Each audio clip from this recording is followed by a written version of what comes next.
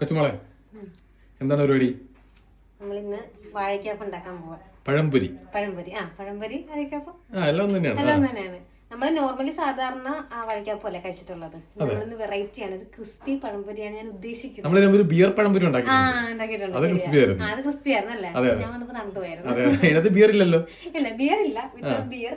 എന്നാൽ ക്രിസ്പി ആയിരിക്കും. നോർമൽ പഴംപൊരി ആയിരിക്കത്തില്ല. അല്ല, നല്ല ക്രിസ്പി ആയിരിക്കും.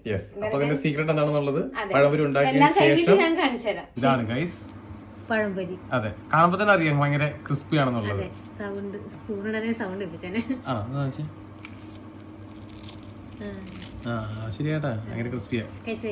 ചൂട് ചായയും കൊച്ചുമോളുടെ ക്രിസ്പി പഴംപൊരി രണ്ടും കൂടെ കഴിച്ചു നോക്കട്ടെ.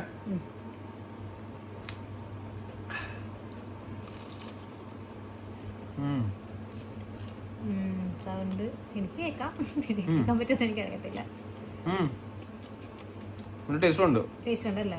സാധാരണ കഴിക്കുന്ന പഴംപൊരി ഇല്ലേ, അതിനൊക്കെ ടേസ്റ്റ് ഉണ്ട്. ഇത് ഞാൻ എന്റെ പൊടിക്കൈയൊക്കെ ഇട്ടതാ. ആ പൊടിക്കോട് പറഞ്ഞു. അതെ, പൊടിക്കൈന്നൊന്നുമില്ല. മൈദ, അരിപ്പൊടി, ഉപ്പ്, മഞ്ഞൾപ്പൊടി, പഞ്ചസാര, പിന്നെ ഇതില്ലേ നമ്മുടെ എള്ള്, കറുത്ത എള്ളില്ലേ, കറുത്ത എള്ളും ജീരകവും കൂടി. അപ്പൊ നല്ലൊരു അതിന്റെ ഫ്ലേവർ ഇല്ലേ, അതും കൂടെ മിക്സ് ചെയ്തിട്ട് നമ്മള് സാധാരണ കണക്ക് മുക്കിയിട്ട് ബ്രെഡ് ക്രംസ് ഇല്ലേ, ബ്രെഡ് ക്രംസിൽ കോട്ട് ചെയ്തിട്ട് വെളിച്ചെണ്ണയോ ഓയിലോ ഏതാന്ന് വെച്ചാല് പൊരിച്ചെടുത്തു. പക്ഷെ ടേസ്റ്റ് ഉണ്ട് നോർമലി അല്ലേ, എനിക്ക് തോന്നിയത്. അതാണ് ഈ ടേസ്റ്റി പഴംപൊരിയുടെ രഹസ്യം.